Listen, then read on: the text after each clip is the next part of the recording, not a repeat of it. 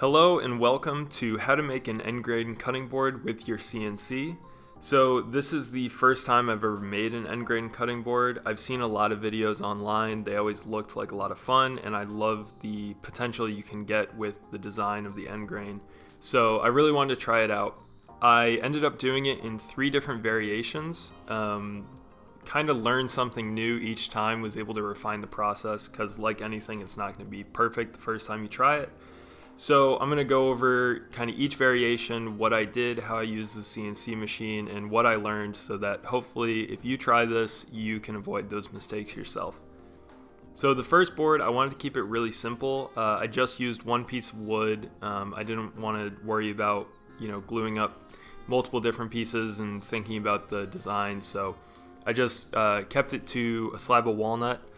I threw that on the machine and planed and jointed using the CNC, where essentially I just surfaced the material and squared off the sides. We have a great tutorial on how to do that with your own CNC, so if that's something that interests you, highly recommend checking that out. And if you're looking for more CNC tips or any kind of project ideas, I recommend subscribing to our channel and even hitting the bell if you want. We're always coming out with great content like that, and it'll really help you learn your CNC or just give you ideas for future projects you could do. So after I got everything set up, I did a series of rip cuts on our table saw, because luckily we do have one of those, and the blade is a lot thinner than even an 1/8 inch bit, so it's less material waste. The only problem is I'm actually probably not very good at using a table saw. For whatever reason, when I cut it, it doesn't go completely straight even when I'm pushed up against the fence. So if you have any tips or tricks or reasons why I might be doing that, please put them in the comments. I'd love to hear them.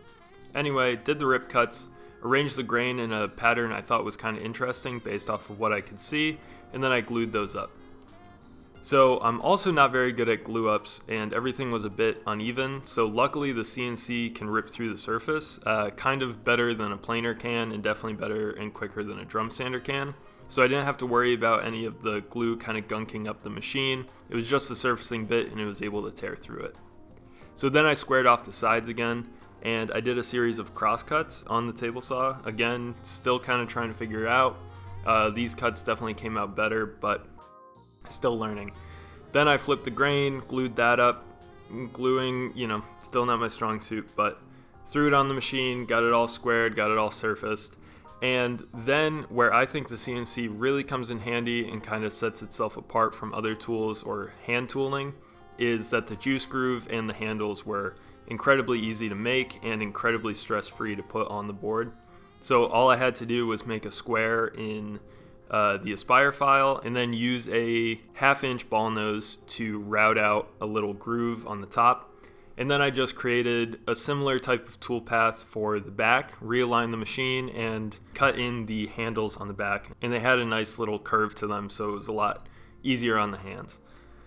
One thing that I did learn while I was doing this, though, that I highly recommend keeping in mind, especially when working with end grain, is any kind of tear out from machining. So the first time I tried doing one of the handles, it was right on the grain, and it blew out a lot of the grain along the side. You can see in the footage that when it goes one direction, it's pretty clean. When it goes the other, it tears a ton of the grain out.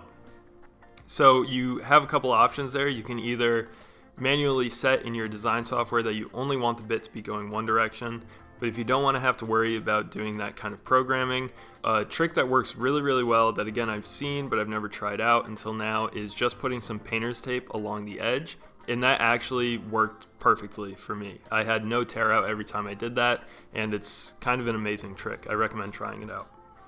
So then pop that off the machine, put some pencil marks on it, and got to sanding. I did 60 grit, 120 grit, and then I wet sanded at 250 or 300. It worked out pretty well, but if you have very passionate beliefs about sanding, I'd love to hear what you would do. So put that in the comments. Then I soaked it in mineral oil until it absorbed all the way through. This end grain absorbs way more than I'm used to with face grain or edge grain, so I had to do multiple passes, and I made sure that it went all the way through to the other side so I knew I was penetrating the middle of the board. Then I sealed it with some wax just to keep everything sealed. So that's the first board. I really liked the way it came out. I love the design of it, but I wanted to try multiple different pieces of wood because I know that's one of the great benefits of working with end grain. So for the second board, I did a tricolored board. I used Purple Heart, walnut, and maple. So I had to plane and joint all three of those boards on the machine. So then I was able to glue all those up in kind of a lateral pattern. Or the original design was just going to be this kind of linear pattern that you see with the edge grain, and then just flip it up so that it's end grain. But then after I planed it and cut it again, I really didn't like the way that pattern looked. It was just kind of a little boring. So I just offset everything a little bit, accepted that I'd have a bit of material waste, but then glued that up. And I actually loved the way this pattern looked, so I was really happy that I decided to do that.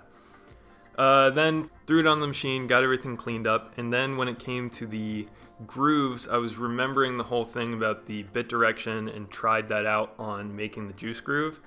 So I ended up going the opposite direction that the machine auto sets it to go, and by doing that, I think I actually made a horrible decision because the machine stuttered and kind of ripped into the board a little bit. There was a bit of tear out. I was able to sand it away so it doesn't really interfere with the board at all, but it was just kind of annoying to deal with. But otherwise, the cuts were very clean. The handles came out really nice because I did the painter's tape trick, and there was virtually no tear out on any of the sides. So I did the same mineral oil soak as the walnut because the finishing was all fine on that one. And then with this one, we actually tried laser engraving it because we're giving this one away as a gift. And it turns out the laser engrave works great. So if you ever want to customize something, you can really kind of add some value there. Just throw it on your machine, line everything up, and you can put whatever kind of design or name you want on there. So now for the third board, I pretty much just had these leftover pieces from the second board, but there weren't enough to make a decent sized cutting board. So I just cut some more 1.8 inch strips of Purple Heart, flipped them up. And then again, I thought when it was just kind of a linear design, as in the strips going straight up and down, it was a little bit boring. So I offset this one again by just angling all the pieces. And then glued it up, and actually the glue up turned out a lot better this time. So I think I've learned at least a little bit there. But then popped it off, put it on the machine, cleaned everything up. And when I cleaned it up, I really liked the way the design was looking. So again, just a perk of working with end grain is you can really kind of play around with what you're doing and find something that you like. So this time I used clamps when I was surfacing and not the linear compression, just because of how weirdly shaped the board was. But because I'm doing that, when I surface, I can't surface the whole board. So there's still a part that's uneven, so I don't want to flip it over and surface the other side. So I had to square it off before flipping it over. And to do that, I added tabs, and actually realized after the fact I don't need tabs because I could have just moved the clamps. But for the fourth board, I'll know that. So flipped it over, surfaced the other side. There was some tear out on the end grain, which I thought was unfortunate. Next time, I think I'm just going to wait to do the edge finish after I surface everything. That way I'm just getting a clean cut on all of my edges. But by the time I did the juice groove and the handles, it was actually the smoothest it's been so far. I upgraded from a 1/4 inch shank to a 1/2 inch shank since I'm working on the I2RA. So this is when the CNC really helps out because it's just precisely placed. I don't have to worry about anything. And I was actually tending to a different tool path while it was working, so I got the double whammy there. So then, again, just popped it off the machine, sanded everything, same way as before, soaked it in a lot of mineral oil. This one actually took up the most. I'm not sure why, but it pretty much just absorbed almost all the mineral oil I could pour onto it, and then wax finished it. So at the end of the day, here are the 3 cutting boards. I'm very pleased with all 3. I definitely learned a lot about traditional woodworking techniques, which I didn't know a lot about, and more importantly, how to assist them with the CNC, because in the past, a lot of my projects have been reliant on the CNC. It was really great to kind of work with it instead of just making it do all the work. I'd love to know which one you guys think is your favorite, so please comment either 1, 2, or 3 for whichever board you like the most. And again, please let me know of any woodworking tips you might have, what I'm doing wrong, and how you would do it in the future. I would love to hear about it. I don't doubt that there are infinitely intricate end grain designs that you can make with the help of a CNC when you get into 3D routing or inlays or anything like that. I would love to hear your guys' ideas for it because I really want to progress this and see what we can do. beyond just their traditional measures. So thank you so much for watching. I hope you learned something, and I hope you try this out with your CNC. Have a good day.